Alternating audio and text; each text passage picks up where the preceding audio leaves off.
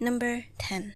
Magnemite and Magneton. It is apparent that they are inspired from magnets. So why are they electric type? We could conclude from its Japanese name, which includes the word coil in it, that it is based on an electromagnetic coil. So if you were to coil a wire and pass a current through it, you would get an electromagnetic coil which acts exactly like a magnet. Though the design of the Magnemite and its evolutions are much simpler with just adding U-shaped magnets, because who doesn't know what a U-shaped magnet is? Even kids know them. Number 9. Chingling and Chimeko. The Chingling reminds me of Christmas and cats, because they're based on bells, and what do you hear when Santa Claus is on his sleigh? Bell chimes. Then why cats? Well, for whatever reason, humans like to tie bells around the necks of cats, which I find highly acceptable. Then the Chingling evolves into a Chimeko, which is an entirely different type of chimer. It is the type of wind chime that looks like an upside-down bowl with a long hollow metal thingy in the middle that has a strand of string with decorative paper at the end that sways when the wind blows. Number 8. Geodude and Graveler. They are based on rocks. What else is there to say? I guess a moving rock that throws more rocks. Or should I say a boulder, since they are big and round. Next, number 7. Trubbish and Garbodor.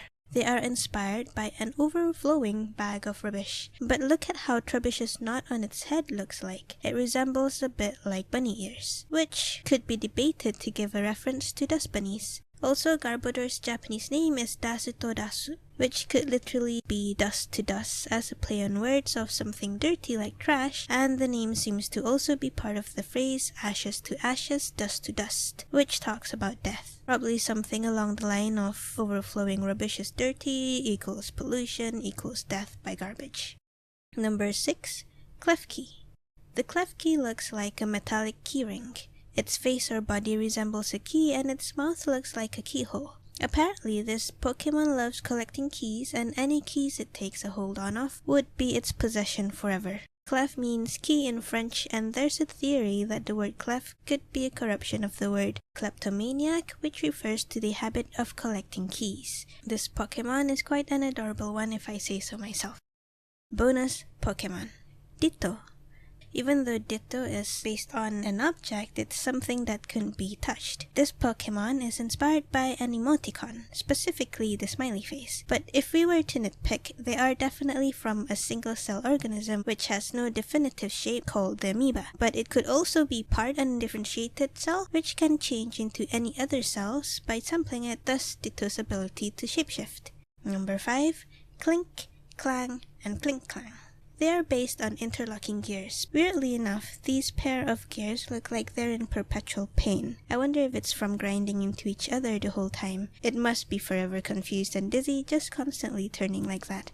Number 4. Vanillite, Vanillish, and Vanillux. Well, from their name and appearance, I don't seem to need to say much about them, but I'm going to anyways. They look like ice cream. One is an ice cream in a cake cone, one in a waffle cone, and the other in a double cone for the extra scoop. The ice cream flavor is obviously vanilla, which is very apparent from their name, and this one is really cute when they get hot, because the tip of their head would melt and make it look like they're bald. Number 3. Honedge, Doublade, and Aegislash. These Pokemon have a different feel to other Pokemon since they are literally based on weapons. You know, they are based on a broadsword, and Aegislash has an extra shield with it. But even with that appearance, they are still a Pokemon. Much like how Mr. Mime looks too human to be Pokemon, but they still are. Number 2. Nosepass and Probopass. Seriously, from the design it's clear that they were inspired by the stone heads called Moai on Easter Island. I find this one funny because of its magnetic nose. The Nosepass's nose is a magnet, and as a result would always get them to keep facing north. Then there's the Pokédex entry that says if two of these Pokemon meet, they cannot turn their faces to each other when they are close because their magnetic noses repel one another. But how can they turn towards each other if they're all facing one way? Unless, is there such a thing like the North Magnetic Pole in the Pokemon world?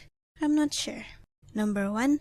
Darumaka and Damanitan. This one is easy. They are based on the Daruma dolls. Even the names of the Pokemon are quite near to its inspiration. A Daruma doll is a roundish hollow Japanese traditional doll modeled after Bodhidharma, which was a Buddhist monk that lived around the 5th or 6th century, which the Japanese call Daruma for short. They are considered as a talisman of good luck and makes a good gift. Other than a decoration, there's a special way to use a Daruma. When first sold, the Daruma would often have blank eyes. These blank eyes serves as a reminder. So if the owner has a goal or a dream or big task that they want to achieve, draw one of the eyes and leave the other one blank. It's to remind that you have a goal and would likely motivate you to achieve it. Then once your goal is accomplished, it feels great to be able to finally draw the other eye and achieve enlightenment.